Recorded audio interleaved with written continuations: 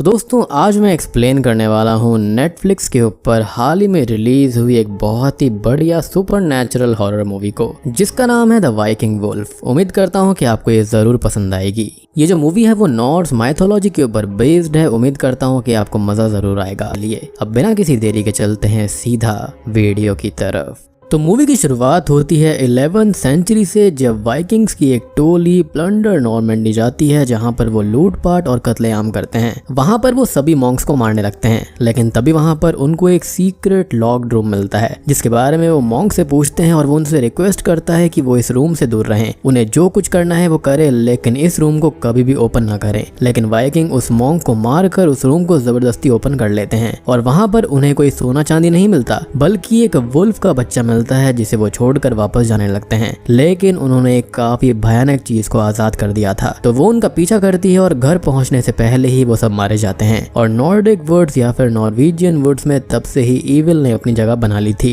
खैर अब लगभग 1000 साल के बाद यानी कि प्रेजेंट टाइम में हम देखते हैं एक लड़की थाले को, जो कि अपनी मदर लिव, उसके स्टेप डैड आर्थर और म्यूट बहन जेनी के साथ में नॉर्वे के ही एक छोटे से शहर ओस्लो में रहती है। वो यहाँ पर कुछ ही टाइम पहले अपनी फैमिली के साथ में आई है, एज उसकी मदर एक शेरिफ है और यहाँ पर उनका ट्रांसफर हुआ था। अब बात करें थाले के रियल डैड और उसके मदर के बीच के, तो उनके रिश्ते कुछ ठीक नहीं थे और फिर किसी बीमारी की वजह से उसके रियल डैड खत्म हो गए थे। और कहीं ना कहीं थाले और उसकी माँ के बीच में जो रिश्ता है, उनके बीच में काफी डिफरेंसेस थे। वहीं पर आर्थर उसे अपनी बेटी मानता है, उसे चाहता है, लेकिन वो उसे अपने डैड की तरह कभी मान ही नहीं पाई। हालांकि अपनी बहन जेनी से उसके रिश्ते बहुत ही ज्यादा अच्छे हैं, जो कि बहनों के होते ही हैं। और एक स्पेशल चीज ये कि जो थाले है उसकी दोनों आंखों का रंग अलग अलग था। अब एक दिन वो घर पर होती है, तभी उसके फ्रेंड जॉनस का उसको कॉल आता है, जो कि उसे बे पर मस्ती करने बुलाता है और वो वहां पर चली जाती है। अब वहां पर स्कूल के और टाउन के काफी बच्चे भी आए हुए थे और वो दोनों अब बात करने लगते हैं। अब तभी जॉनस के पास में एक लड़की एलेन आती है, जो कि उसे बात करने अपने साथ ले जाती है। और इधर थाले अकेली थी, जिसको विदर नाम का एक लड़का छेड़ने लगता है, लेकिन वो उसको इग्नोर कर देती है। अब तक रात भी हो गई थी और वो जॉनस को देखने जाती है, तो वो अभी भी एलेन से ही बात कर रहा था, लेकिन तभी कोई चीज उन दोनों पर अटैक कर देती है, जिससे वो दोनों काफी ज्यादा घायल हो जाते हैं। और अब थाले उनकी मदद के लिए जाती है, एलेन को उठाती है, लेकिन वो चीज उस पर भी अटैक करके उसे हल्का सा घाव दे देती है। और अब यहाँ पर वो घायल और डरी हुई उस चीज को देखने की कोशिश करती है और वो चीज एलेन को कहीं खींच कर ले जाती है, जिसको वो देख नहीं पाती। अब अगले सीन में यहाँ पर पुलिस और एम्बुलेंस आ गई थी और लिव को उसका ऑफिसर फ्रेंड यहाँ के बारे में बताता है कि यहाँ पर बच्चों पर अटैक हुआ है और एक बच्ची एलेन, जो कि मेयर की बेटी है, वो गायब है। अब लिव यहाँ पर पहले तो अपनी बेटी के पास में जाती है, उससे बात करती है, जो कि बहुत डरी हुई थी। वो उसको संभालते हुए पूछती है कि आखिर हुआ क्या था, लेकिन थाले ये बोलती है कि उसको नहीं पता, सब कुछ अचानक से हुआ। अब लिव बाकी ऑफिसर्स के साथ में क्राइम सीन इन्वेस्टिगेट करती है, तो उसे एक जगह पर ट्री पर धंसा हुआ एक क्लॉ नेल मिलता है, जो कि काफी बड़ा था। खैर अब अगले सीन में हम थाले को देखते हैं, जो कि सो रही थी और उसे ड्रीम आ रहा होता है कि वो पानी और वुड्स के ऊपर से फ्लोट कर रही है। अब तभी लिव आकर उसको जगाती है और उससे पूछने की कोशिश करती है, और वो उतना बता देती है जितना वो जानती थी, कि एलेन गिरी हुई थी और वो उठाने गई और फिर उसको कोई खींच कर ले गया। अब अगले सीन में लिव और उसका ऑफिसर फ्रेंड आयलर्ट स्कूल आते हैं उन बच्चों से पूछताछ करने, जो कि उस दिन बे पर थे। अब यहाँ से उनको कुछ ज्यादा पता नहीं चलता और फर्दर इन्वेस्टिगेशन के लिए वो निकल जाते हैं। शाम को लिव थाले को लेकर घर आती है और थाले उससे पूछती है कि उसे डैड की याद नहीं आती, जिस पर वो कहती है कि उसने रिलेशनशिप सही रखने की कोशिश की थी उनके बीमार होने के बाद भी, लेकिन थाले उसकी बातें इग्नोर कर देती है। और यही डिफरेंसेस हैं मदर डॉटर के बीच में। बेसिकली थाले यहाँ पर कुछ भी समझना नहीं चाहती है। अब रात को लिव ऑनलाइन वाइल्ड एनिमल्स के बारे में रिसर्च करती है और वुल्फ के बारे में रिसर्च करती है, जहाँ पर उसे ये पता चलता है कि जो नेल उसको मिला है वो एक वुल्फ के नेल से काफी मिलता जुलता है। वो आइलट को कॉल करके बोलती है कि उन्हें वुड्स में हंटिंग पार्टी भेजनी होगी, जिस पर वो ये बोलता है कि वो लोग ऐसे हंटिंग पार्टी को वहां पर नहीं भेज सकते जब तक कि ये क्लियर ना हो जाए कि एलेन के ऊपर वुल्फ नहीं अटैक किया था। इस पर लिव बोलती है कि अगर कोई वुल्फ वुड्स में खुला घूम रहा होगा तो ये काफी डेंजरस हो सकता है, जिस पर वो कहता है कि जरूरी नहीं है कि वुल्फ ही हो और सोचने को तो कुछ और भी सोच सकते हैं, जिस पर लिव काफी डिसअपॉइंटेड हो जाती है। अब अगली सुबह थाले ब्रेकफास्ट कर रही होती है और लिव तैयार हो रही थी, तभी लिव को एक कॉल आता है, जो कि एलेन के बारे में था, कि उसकी बॉडी मिली है। और ये जानकर थाले थोड़ी परेशान हो जाती है। खैर अब लिव हॉस्पिटल जाती है, तो वहाँ पर डॉक्टर उसे बॉडी दिखाते हैं, जो कि बहुत ही खराब हालत में थी और ये बोलते हैं कि बॉडी की बैक साइड जल सी गई है, जैसे उसे दूर तक घसीटा गया हो। उसके नेक, बैक और चेस्ट पर क्लॉ और टीथ के निशान हैं। एक हाथ उखड़ा हुआ है और एक साइड का मेजर हिस्सा गायब है और उसको ये लगता है कि शायद से लिव की वुल्फ वाली थ्योरी सही हो सकती है। अब वो नॉर्वे के प्रेडेटर एक्सपर्ट का कांटेक्ट देती है जिसका नाम विलियम है और लिव जल्दी ही विलियम को ओस्लो बुलवा लेती है इस केस में मदद करने के लिए। खैर अब हम देखते हैं थाले को जो कि उसी स्पॉट पर जाती है जहां पर एलन की बॉडी मिली थी और अब उसे यहाँ पर वो देखने लगती है और उसकी आवाजें आने लगती हैं जिससे वो परेशान हो जाती है और ये असल में उसके माइंड में हो रहा था एज उसने हादसा देखा भी था और एलन को वो बचा भी नहीं पाई थी और अब वो परेशान रहने लगती है और खुद भी वुल्फ के बारे में रिसर्च करने लगती है। अब हम एक आदमी को देखते हैं जिसका एक हाथ कटा हुआ था और वो पहले तो चुपके से हॉस्पिटल जाकर एलन की बॉडी को देखता है और फिर अगले दिन पुलिस स्टेशन पहुंच जाता है शेरिफ लिव से मिलने और इस आदमी का नाम होता है लार्स ब्रॉडेन। वो लिव से मिलकर उसको बताता है कि एलन को मारने वाला असल में एक वेयरवुल्फ है, ना कि कोई वुल्फ यानी कि इच्छाधारी भेड़िया है वो। और वो ये चीज अच्छे से जानता है क्योंकि वो खुद अपने एडल्टहुड से उस वुल्फ को हंट करने में लगा हुआ है और वो एक ब्लड थर्स्टी बीस्ट है जो कि इन्फेक्शन की तरह फैलता है और उन्हें उस इन्फेक्शन को उसकी ब्लड लाइन को और आगे बढ़ने से पहले खत्म करना होगा। लेकिन वेयरवुल्फ एक माइथोलॉजिकल क्रीचर है तो लिव उस पर यकीन नहीं करती और उसे जाने का बोलती है,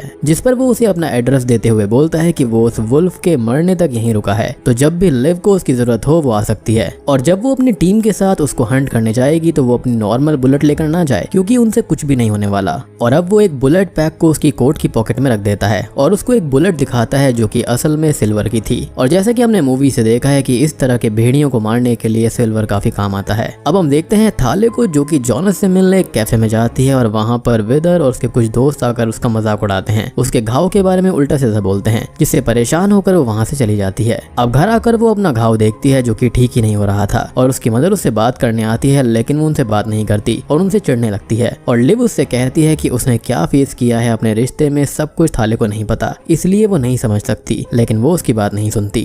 वो जाकर अब सो जाती है और उसे फिर से वही वर्ड्स और पानी पर फ्लोट करने वाला ड्रीम आता है लेकिन इस बार उसके ऊपर थोड़ा सा खून भी लगा हुआ था। अब अगले दिन वो स्कूल जाती है लेकिन यहाँ पर उसकी तबीयत थोड़ी सी खराब हो जाती है जिसे जॉनस संभालता है और वो क्लास में चली जाती है। अब क्लास के अंदर स्ट्रेंजली एक वुल्फ के बारे में ही पढ़ाया जा रहा था जो कि नॉर्स माइथोलॉजी में पाया जाता है जिसको द फेनरिस वुल्फ कहते हैं और ये लोकी और जायंटस एंगरबॉर्डा का बेटा है। इसने मिडगार्ड सर्पेंट और हेला को भी जन्म दिया है और आगे पता चलता है कि ये तीनों बच्चे योटनहैम में पलेंगे और आगे चलकर डैमेज और डिस्ट्रैक्शंस को कॉज करेंगे। अब थाले की तबीयत पहले ही खराब थी लेकिन अब उसे छोटी से छोटी आवाज सुनाई देने लगती है जिससे वो परेशान हो जाती है और उसको कुछ विजन्स भी आते हैं जिसके अंदर उसे एलन दिखाई देती है जिनसे परेशान होकर वो स्कूल से चली जाती है। अब हम विलियम को देखते हैं जो कि ओस्लो आ गया था और लिव से मिलता है। वो एलन की बॉडी चेक करके लिव और एलर्ट को बताता है कि ये सारे घाव वुल्फ नहीं दिए हैं और वो क्लॉ उन्हें मिला है वो वुल्फ का ही है। हालांकि ये बात उसके लिए भी अजीब थी क्योंकि वुल्फ ह्यूमंस को हंट नहीं करते। अब वुल्फ कंफर्मेशन के बाद उस वुल्फ के लिए हंटिंग परमिट निकल जाती है और यहाँ पर लिव एलर्ट कुछ हंटर्स के साथ उसे हंट करने चल देते हैं। अब तभी उन लोगों को एक सरकटी लाश मिलती है जिसे देखकर एलर्ट डरने लगता है और अब लिव टीम को लीड करती है। अब वो दो लोगों को वहीं पर छोड़कर आगे एक केव साइड पर जाती है लेकिन आगे जाने पर उनको रियलाइज होता है कि ये असल में एक पुरानी अबैंडन्ड माइन है जिसके अंदर वो वुल्फ अब रहने लगा था।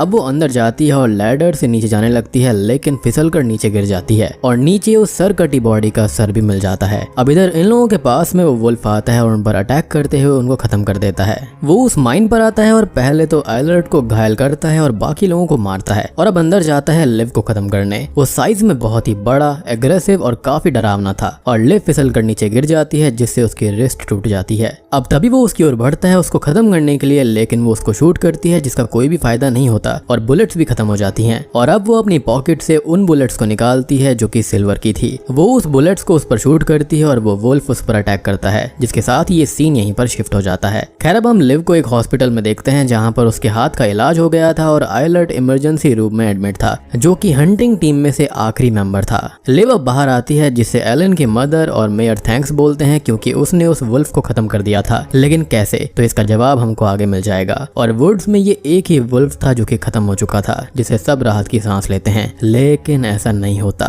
तभी हम रात को जेनी को देखते हैं जिसकी नींद खुलती है तो वो थाले को देखती है स्लीप वॉकिंग करते हुए और उसे वापस लाकर उसके रूम में छोड़ देती है। अब वो उससे थोड़ी बहुत बात करती है और ये बोलती है चाहे कुछ भी हो जाए वो अपनी बहन का ख्याल रखने हमेशा रहेगी। अब अगली सुबह हम लिव को विलियम के पास में देखते हैं जो कि उस वुल्फ की ऑटोप्सी कर रहा होता है और वो बोलता है कि वुल्फ को पहले 8 गोली मारी गई लेकिन उससे उसका कुछ भी नहीं बिगड़ा, ऑर्गन तक पे इम्पैक्ट नहीं पड़ा था। लेकिन जो 9वीं बुलेट लिव ने मारी थी उससे ही वो वुल्फ मारा गया और उस बुलेट ने उसको अंदर तक चीर दिया जैसे कि कोई केमिकल रिएक्शन हुआ हो। और ये बुलेट असल में सिल्वर बुलेट है, जैसे कि मैंने आपको बताया था। और वो ये भी बताता है कि इस वुल्फ का वो क्लॉ भी मिला था वुड्स में, और उसने अपने क्लॉ को रीजनरेट भी कर लिया था, जो कि होना नहीं चाहिए था। और उसने अपने एक और एक्सपर्ट फ्रेंड से इसके बारे में बात की। उसने बोला कि ऐसा सिर्फ वेयरवुल्फ के अंदर होता है, लेकिन वो रियल नहीं होते। हालांकि लिव को लार्स की बात याद आ जाती है, जिसने उसको वो सिल्वर बुलेट्स दी थी। अब वो दोनों उससे मिलने जाते हैं और वो पूरी कहानी बताता है कि वो खुद इस वुल्फ को पिछले 2 साल से ढूंढ रहा था, जब से उस वुल्फ ने एक बच्चे को रशिया में मार दिया था। विलियम बोलता है कि वेयरवुल्फ तो अलग दिखते हैं, जिस पर वो कहता है कि ऐसा बिल्कुल भी नहीं है। ये मूवी से मिसकंसेप्शन है कि ट्रांसफॉर्म होकर 2 पैरों पर चलते हैं, हाउल करते हैं एंड ऑल। वो आगे बताता है कि वाइकिंग्स इस कर्स को, इस पॉइजन को सन 1200 में अपने साथ लाए थे, तब से वो कर्स यहाँ पर फैला हुआ है।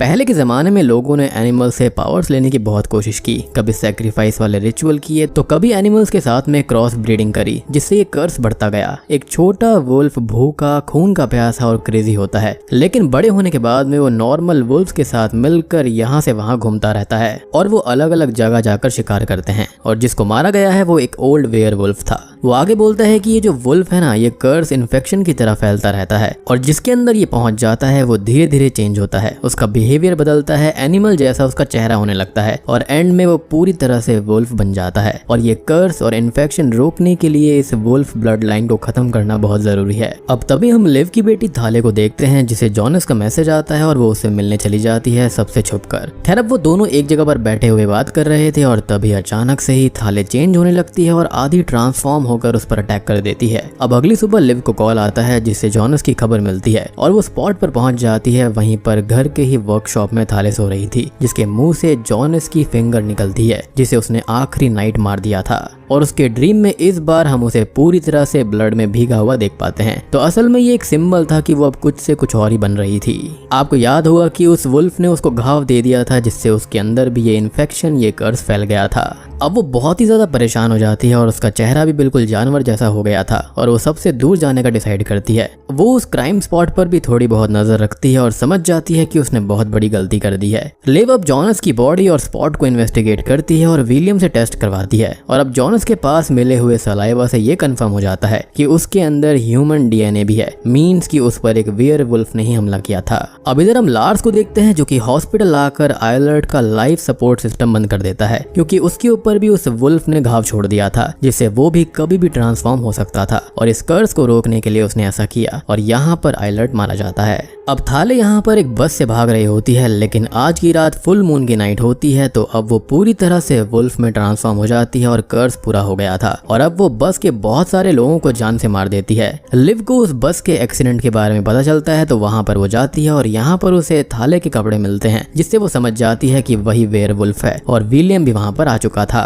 अब हम थाले को देखते हैं, जो कि घर पर आई थी, और वो जेनी के पास में जाती है, जो कि उससे बहुत ज्यादा डर जाती है, और उसकी दोनों आंखों के कलर्स अलग थे, जिससे वो समझ जाती है कि ये थाले ही है, और वो उसे साइन लैंग्वेज में बात करने की कोशिश करती है, और वो रुक भी जाती है। लेकिन तभी आर्थर वहाँ पर आता है और ये देखकर डर जाता है, जिसके बाद में उसकी ही बेटी, जो कि वुल्फ बन चुकी थी, वो उस पर अटैक करती है, और यहाँ पर वो जेनी को लेकर भागने लगता है ताकि वो उसको बचा पाए। अब आर्थर थोड़ा बहुत घायल भी हो गया था, तो वो बेहोश होने लगता है, और वो जेनी से भागकर छुपने का बोलता है, और कार भी एक जगह पर क्रैश हो जाती है। अब सामने ही एक कैफे था, जहाँ पर बहुत सारे लोग थे, और अब वहाँ पर वुल्फ आता है, और इन बच्चों के अंदर एक विदर भी था, जिस पर अटैक करके वो उसको खत्म कर देती है, और अब एक एक करके वो सबको जान से मारने लगती है। तभी जेनी वहाँ पर आकर उसे रोकने की, समझाने की कोशिश करती है, और वो थोड़ी बहुत शांत भी होती है। लेकिन तभी वहाँ पर विलियम और लिव भी आ जाते हैं, और लिव जेनी को उससे दूर बुलाती है, और विलियम उस पर बेहोश करने वाला डार्ट शूट करता है, लेकिन वो एक से बेहोश नहीं होती, उल्टा और गुस्से में उनका पीछा करती है। अब वो लोग जाकर एक शॉप में छुप जाते हैं और अंदर से डोर को लॉक कर लेते हैं, और वुल्फ बाहर फंसी हुई थी, जो कि अंदर आने की पूरी कोशिश कर रही थी। वहीं पर अब लार्स अपनी वैन लाता है और वुल्फ को मारने के लिए उस पर हिट करके शॉप में वैन घुसा देता है। अब वुल्फ तो यहाँ पर नहीं मरती और वो उसको खत्म कर देती है, और अब वो लिव की ओर बढ़ती है, और विलियम एक और डार्ट उठाने की कोशिश कर रहा था, लेकिन वो खुद घायल हो चुका था, तो उठा नहीं पाता। और तभी जेनी वो डार्ट को उठाती है और वुल्फ को स्टैब करके उसको बेहोश कर देती है, यानी कि अपनी बहन को। अब अगले सीन में हम उस वुल्फ को बंधा हुआ देख पाते हैं, जिसके पास में लिव खड़ी हुई थी, और बहुत ही ज्यादा इमोशनल थी, क्योंकि भले ही वो एक वुल्फ बन गई हो, लेकिन उसके अंदर उसकी बेटी थी, जिसे वो बहुत ही ज्यादा प्यार करती है, और लोगों को सेव करने वो उसको शूट करने आगे बढ़ती है, जिसके साथ ही ये सीन शिफ्ट हो जाता है। अब कुछ दिनों के बाद में हम लिव को देखते हैं, जो कि काम से अपने घर पर आती है और अभी टाउन में काफी शांति थी और घर आकर वो थाले के रूम में जाती है और वहां पर बैठकर कुछ सोचती है। तभी हम एक बुलेट को उसकी फोटो के सामने रखा हुआ देख पाते हैं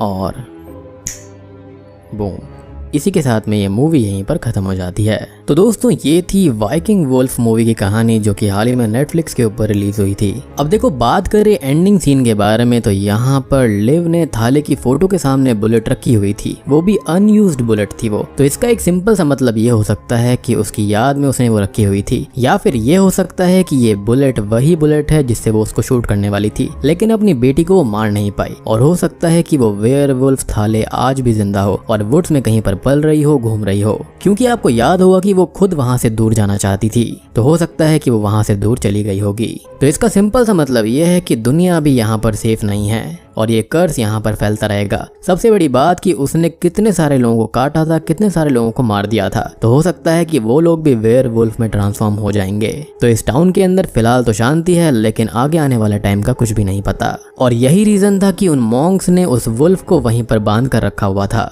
लेकिन वाइकिंग्स ने यहाँ पर बहुत बड़ी गलती कर दी जिसके चलते ये कर्स अब तक फैलता रहा। और एक और इंटरेस्टिंग चीज ये है कि यहाँ पर अगर एक बार आप भेड़िया बन गए, आपके ऊपर ये कर्स लग गया तो आप वापस इंसान में नहीं बदल पाओगे, आप हमेशा भेड़िया ही रहोगे। तो दोस्तों ये थी इस मूवी की कहानी। उम्मीद करता हूँ कि आपको ये माइथोलॉजी वाली फिल्म पसंद आई होगी। पसंद आई है तो वीडियो को लाइक कर देना, चैनल के ऊपर नए हैं तो सब्सक्राइब कर लीजिए। तो मैं आप सबको मिलता हूँ अगली वीडियो के